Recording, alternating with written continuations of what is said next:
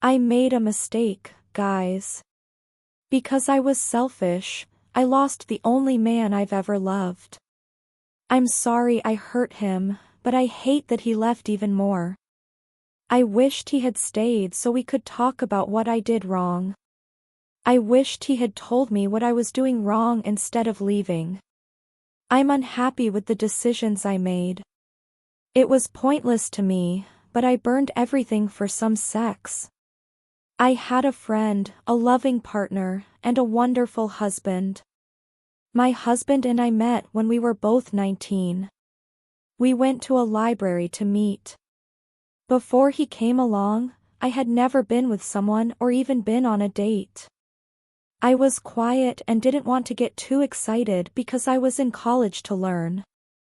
He first came up to me at the shelves and said, "I've been seeing you around, and I think you're beautiful. Let's get to know each other.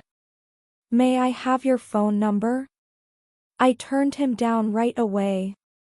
I did not wish to give him my phone number. I did not wish to meet anyone at the school. My only goal was to quickly get my degree and leave. He would walk over to the table where I was sitting with my friends and take a seat over the next few months. Most of the time, he came with a book, but sometimes he wouldn't and would talk with my friends instead. It wasn't long before I didn't mind seeing him every day. I liked seeing him watch me read and listen to him talk with my friends. He didn't show up one day. I was scared. We always sat with the same people at the library, and I asked them if they knew anything. They didn't answer. "You know, his life doesn't revolve around you, right?" was the only answer I got. "Most likely, he got tired of waiting for you and left." Back then I didn't know why those words hurt, but now I know. I was slowly falling in love with him. It hurt to hear that he might have moved on. The next day, I also didn't see him. I asked my friends if they had his phone number so I could call him. He might have been sick. He could have been in the hospital or something. However, they all told me that they hadn't taken his number because I told them not to. Not to be weird, right? The next day, he came back, just like he always did. He brought his boys in, said goodbye, and went straight to the shelves. He walked over to us with a SE301 book in his hand. It was the first time I was interested in what books he read, so I still remember what class it was. "Hey, what's up with you?"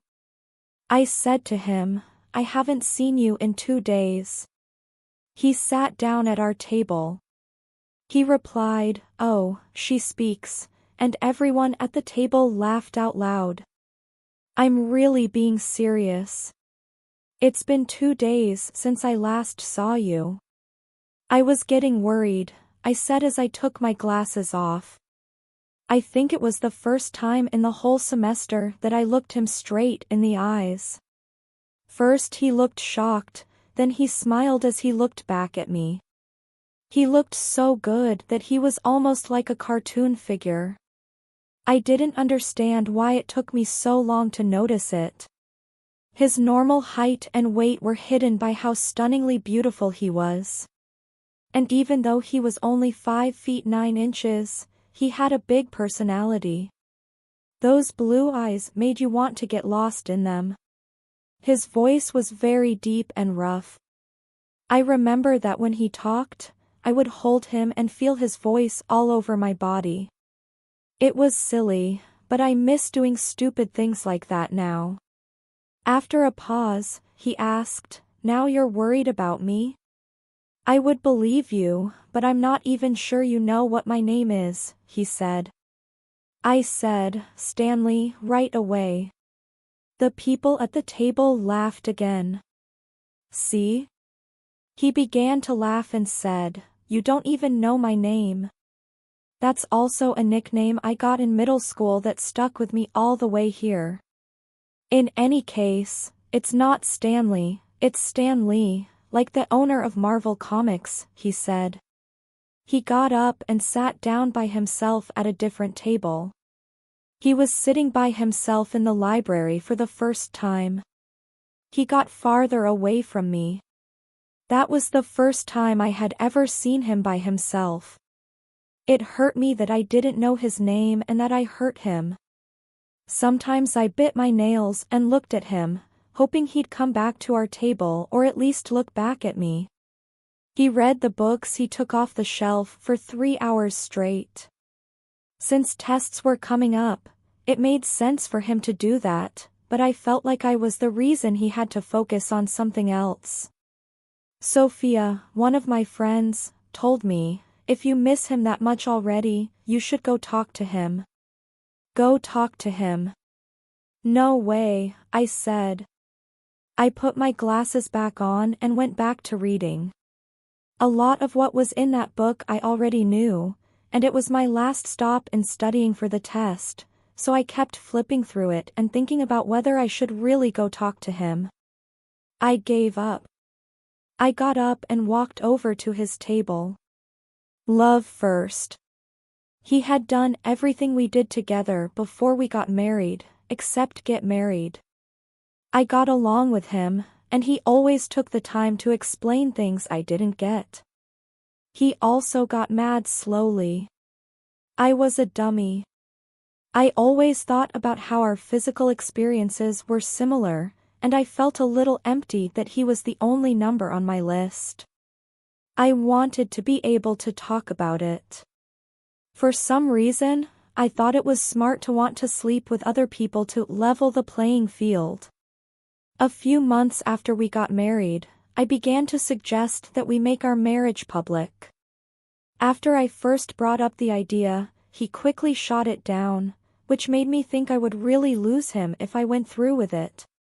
I remember asking him one time what he would say if we put some space between us.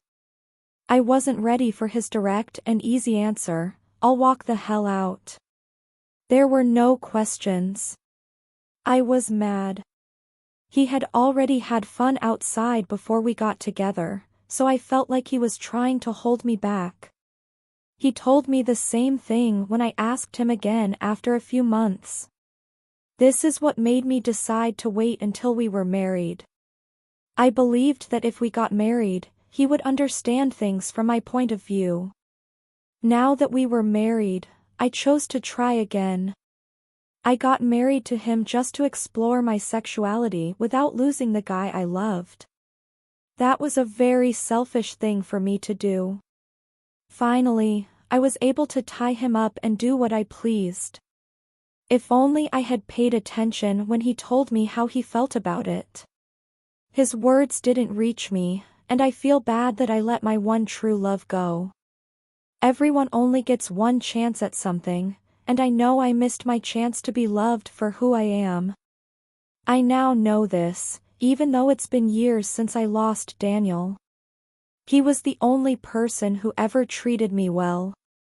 Nobody else has ever loved me even close to as much as he did. We were on honeymoon for 4 months, or it would have been a 4-month vacation if I hadn't messed it up. My need to be intimate with other guys began 3 years into our 5-year relationship.